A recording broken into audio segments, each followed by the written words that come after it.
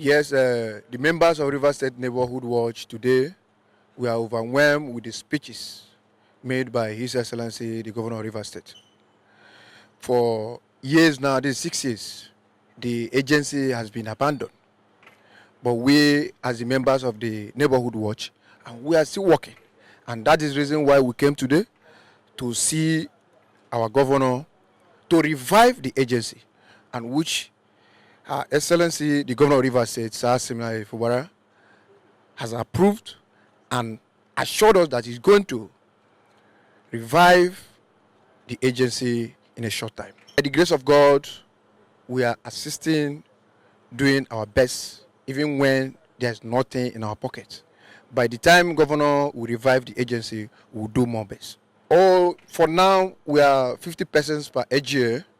Total, which is 23 year, we are 1,150 personnel of the agency.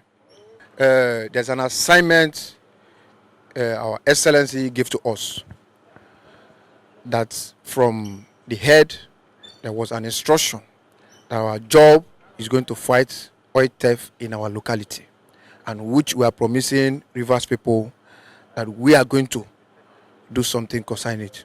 Thank you very much.